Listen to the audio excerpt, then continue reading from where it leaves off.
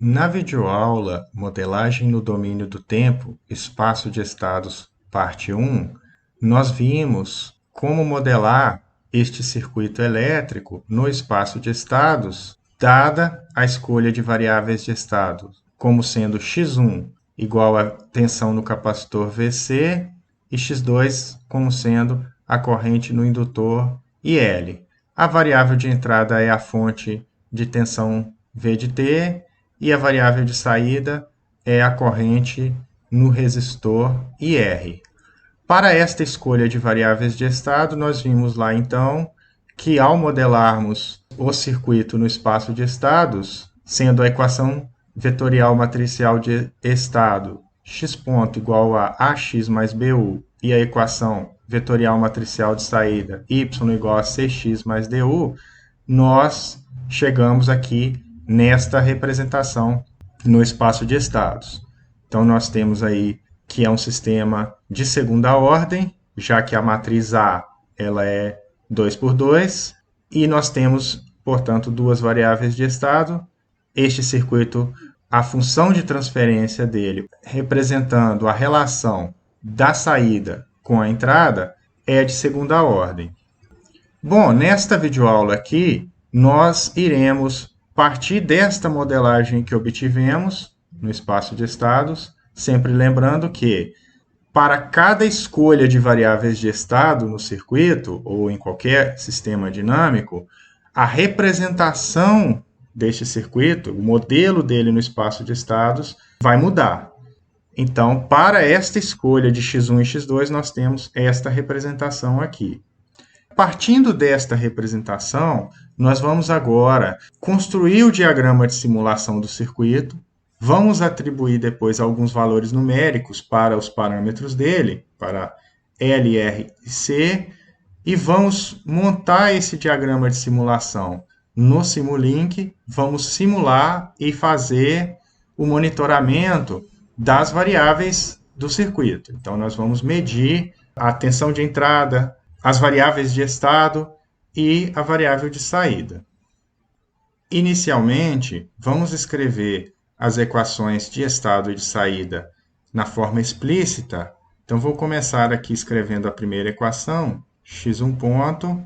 Então, nós estamos observando aqui a primeira linha, depois nós vamos para x2 ponto, a segunda linha. Então, x1 ponto é igual a menos 1 sobre RC x1 mais 1 sobre C x2 mais 0 vezes U. A segunda equação, x2 ponto, é igual a menos 1 sobre L x1 mais 0 x2 mais 1 sobre L U. E a equação de saída, y igual a 1 sobre R x1 mais 0 x2 mais 0 vezes U. Uma forma organizada de nós iniciarmos a construção do diagrama de simulação é, inicialmente, desenharmos os integradores. Então, nós temos duas variáveis de estado e, portanto, temos dois integradores. Então, vou desenhar aqui dois integradores. Vou fazer um para a variável de estado x1, um outro para a variável de estado x2. Se aqui temos x1, antes do integrador temos x1 ponto. Se aqui temos x2, antes do integrador temos x2 ponto. E, como observamos aqui, tanto a equação de x1 ponto quanto a equação de x2 ponto, ambas são representadas por uma combinação linear das variáveis de estado, x1 e x2, e da variável de entrada U. Então, como sendo uma soma algébrica, para compor x1 ponto, nós temos que ter aqui um somador, e para compor x2 ponto, também temos que ter aqui um somador. E aqui nós temos o fluxo de informação, então nós representamos por uma seta para determinar o sentido. Então, agora nós vamos olhar para a equação de x1 ponto e vamos observar que x1 ponto é menos 1 sobre RC x1, então nós vamos aqui pegar o sinal x1, multiplicá-lo por um ganho 1 sobre RC, ou menos 1 sobre RC, melhor dizendo, eu poderia colocar o menos 1 sobre RC aqui já direto, o sinal negativo aqui, neste bloquinho, ou então eu posso colocar o sinal negativo aqui entrando no somador. Isto é melhor para nós enfatizarmos que esta realimentação é negativa. Então, nós temos esta primeira parcela, agora vamos montar a segunda parcela, 1 sobre C vezes x2. Então, nós vamos precisar puxar aqui de x2 um bloquinho com ganho 1 sobre C. E aí, este bloquinho vai ter aqui para nós um sinal positivo e 0 vezes U. Então, a terceira parcela nós não precisamos colocar, pois está multiplicando por 0. Agora, vamos para a equação de x2 ponto. Então, nós vamos escrever a soma algébrica aqui, que compõe esse somador. E aí, nós temos, então, x2 ponto igual a menos 1 sobre L vezes x1. Então, eu vou precisar de puxar aqui. Vamos sempre tentar fazer de uma forma mais ou menos organizada. E nós vamos ter aqui, então, 1 sobre L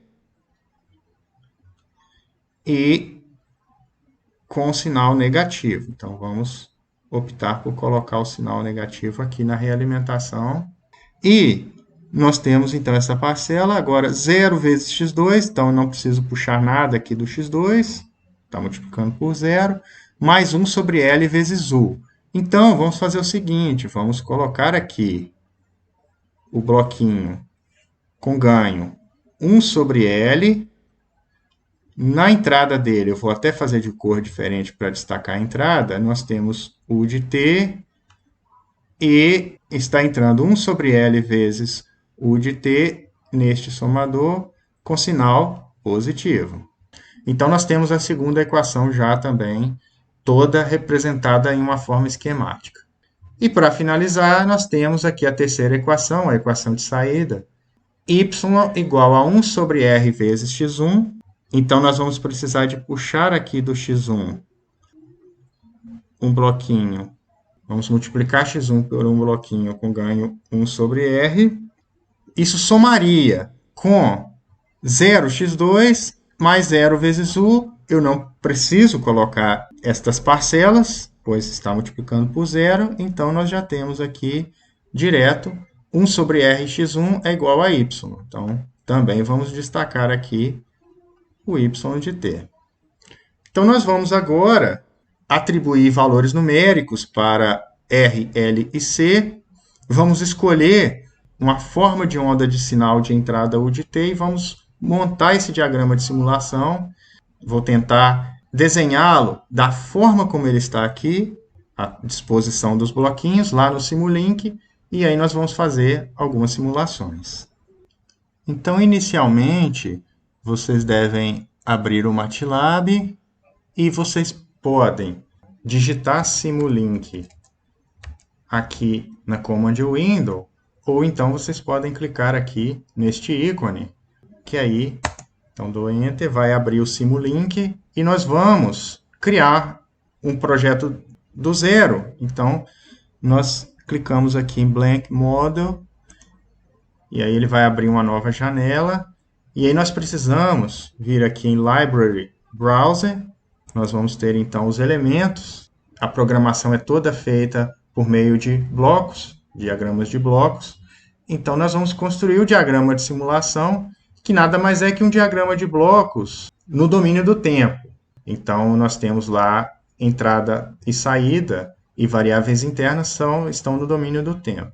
E aí, ao virmos aqui em Commonly Used Blocks, então blocos usados comumente, nós já vamos ter aqui para esse diagrama de simulação nosso, que é bem simples, os nossos elementos já dispostos, praticamente todos aqui nesta seleção. Então, nós vamos precisar de ganho. Então, nós temos aqui o bloco de ganho. E aí, nós podemos puxar para cá, que ele vai colocar para nós aqui os elementos. Então, nós temos o ganho. Nós vamos ter também o integrador. Então, basta puxar uma vez para cá, cada elemento, e depois, se tiver mais de um, nós podemos dar Ctrl+C, Ctrl+V. Também nós temos somador. Então, aqui nós temos o bloquinho somador. Nós vamos precisar também do scope, que é como um osciloscópio, para nós visualizarmos as formas de onda das nossas variáveis.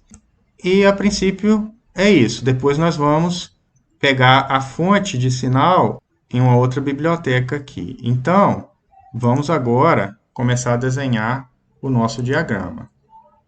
Então, vamos começar pelos integradores. Nós temos dois integradores. Eu vou dar Ctrl+C e Ctrl+V.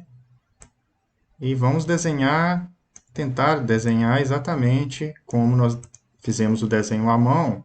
Então, nós temos também dois somadores, Ctrl+C, Ctrl+V, e vamos colocar aqui um somador na entrada deste integrador, o outro na entrada deste.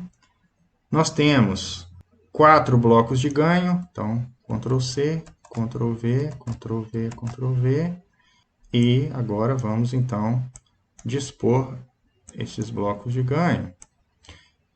E se eu apertar Ctrl+R, ele gira 90 graus o bloco.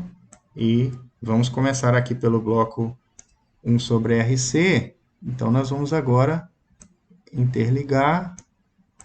Basta nós puxarmos aqui que ele liga. Depois eu coloco aqui os valores.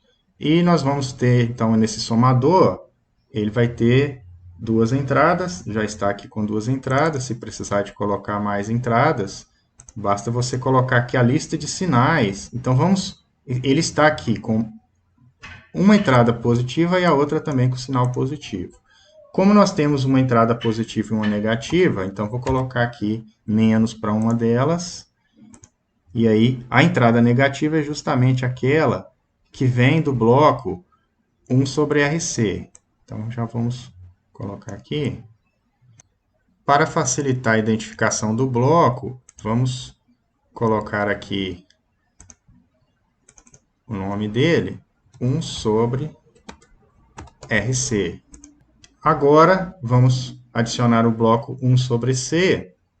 Então, vamos puxar mais um aqui.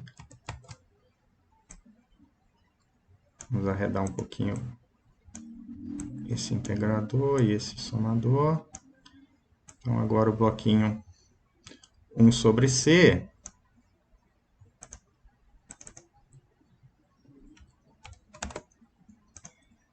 Nós vamos puxar aqui de x2. Então, esse bloquinho ele entra com aqui sinal positivo, neste somador. Temos aqui a saída deste somador neste bloco integrador. Mais um ganho, o ganho 1/L. Nós vamos colocá-lo aqui. Ele está multiplicando a variável de estado x1. E ele está entrando com sinal negativo neste somador. Então, vamos colocar aqui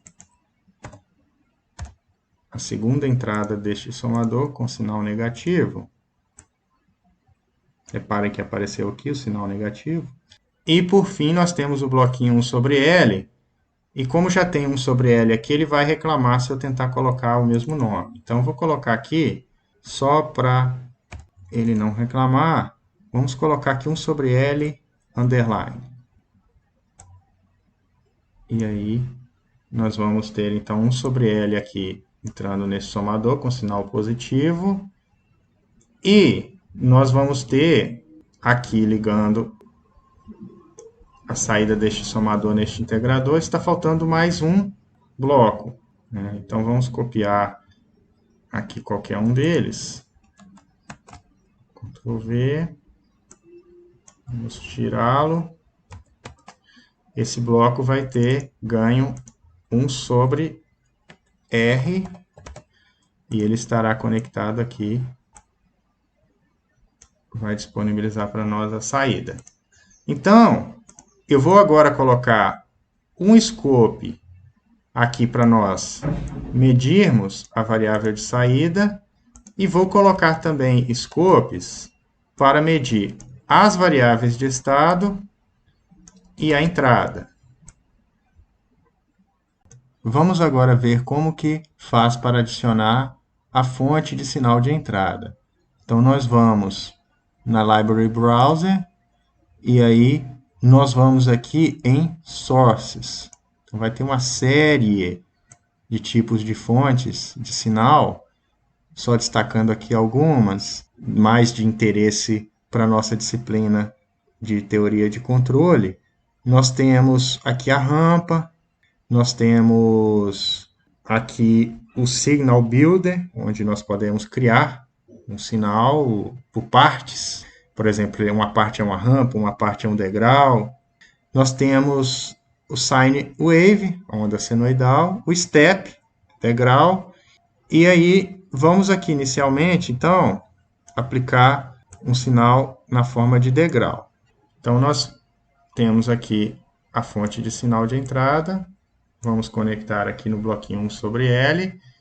E vamos agora dispor os scopes. Então, vamos ter aqui um scope para a entrada. E aí, vamos aqui chamar a entrada de U de T. Nós vamos ter um scope para a variável de estado x1.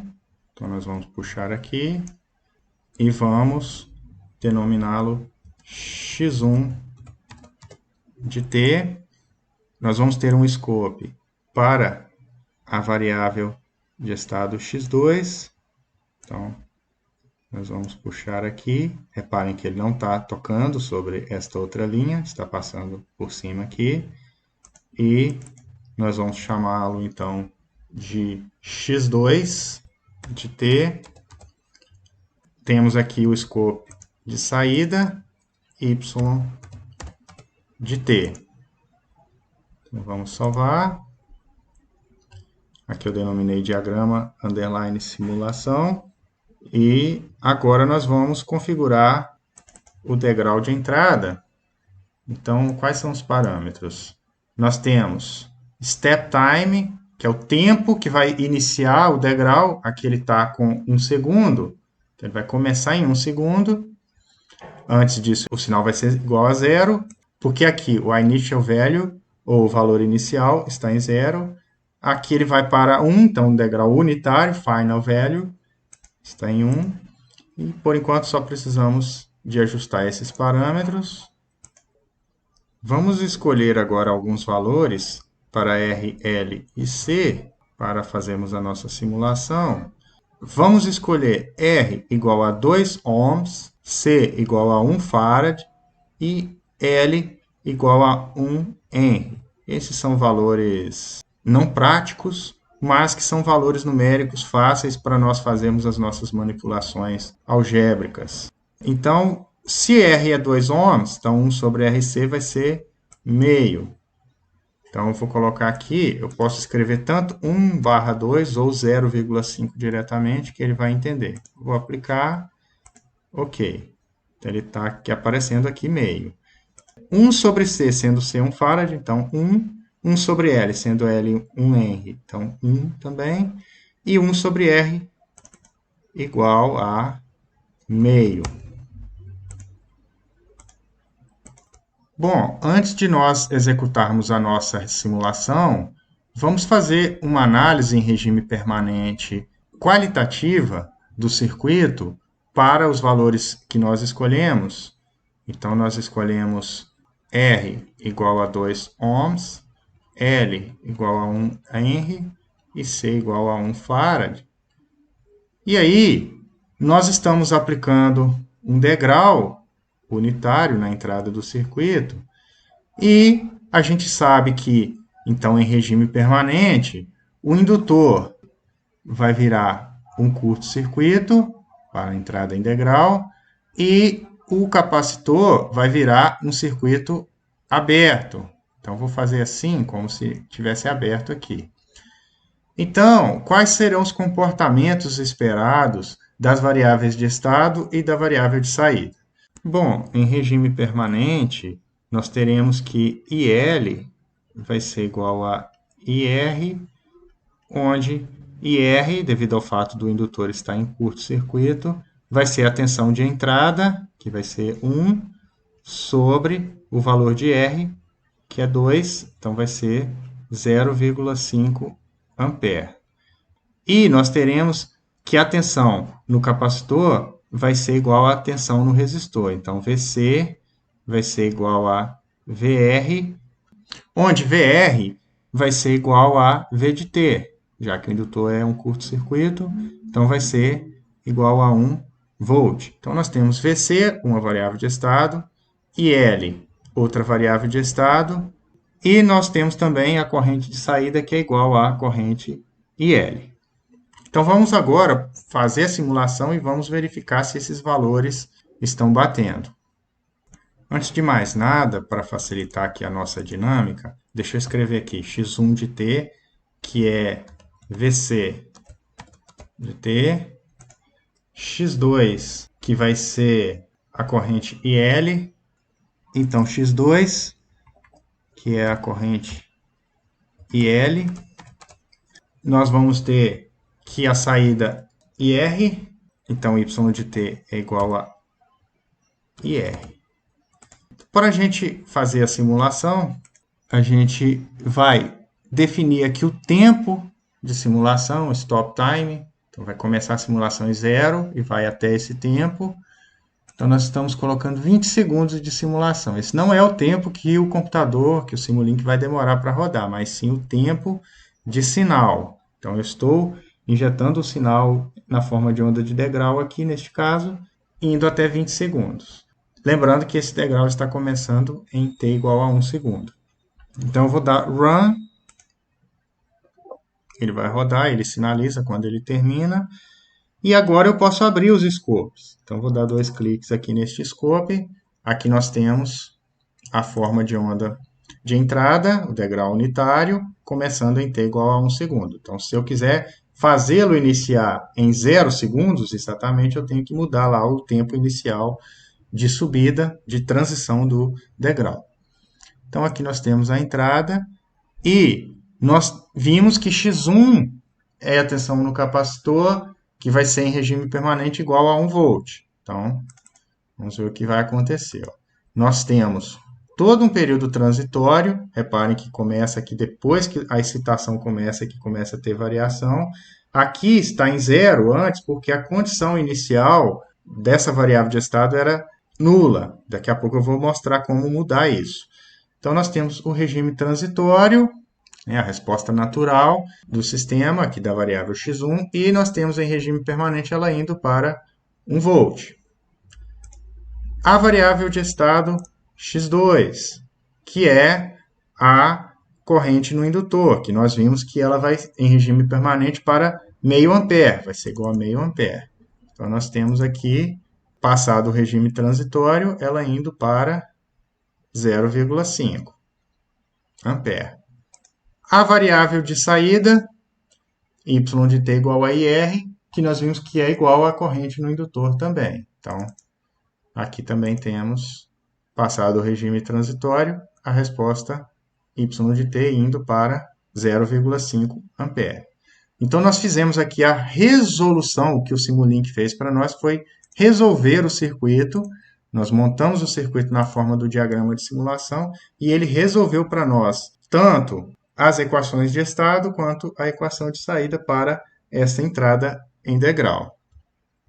Então, eu quero que vocês percebam e reflitam como que a modelagem no espaço de estado nos enriquece em informações extraídas do sistema. Então, nós pegamos esse simples circuito RLC, construímos aqui o diagrama de simulação dele e nós temos aqui como medir diretamente não apenas a entrada e a saída, como nós conseguiríamos, por exemplo, ao determinar a função de transferência do circuito e em seguida obter a resposta temporal dele. Nós não teríamos acesso direto a variáveis internas, como nós temos aqui acesso às variáveis tensão no capacitor e corrente no indutor. Então, nós estamos medindo também essas variáveis internas. E, além disso, na modelagem no espaço de estados, nós podemos aqui facilmente alterar as condições iniciais do sistema, os estados iniciais, ou seja, as energias ou memórias internas, aqui seja da tensão do capacitor inicial, seja da corrente do indutor inicial. Então, aqui nós temos a variável de estado VCx1, saída deste integrador.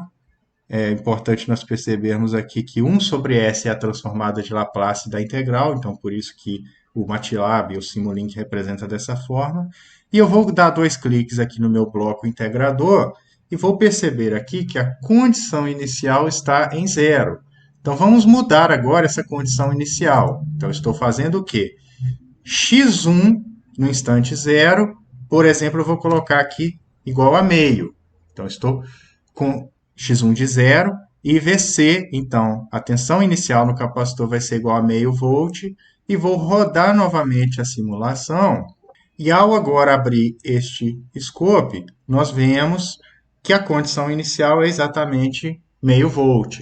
Então o sistema agora vai responder não só a entrada, a excitação de entrada do circuito, aquele degrau que nós estamos aplicando, como também vai responder à condição inicial. Alterar condições iniciais numa resolução analítica do circuito poderia ser algo trabalhoso. Imagine você ter que resolver novamente as equações de estado e de saída do circuito. A resolução das equações de estado e da equação de saída será um assunto que vocês estudarão lá na disciplina CEL 039, Teoria de Controle 2.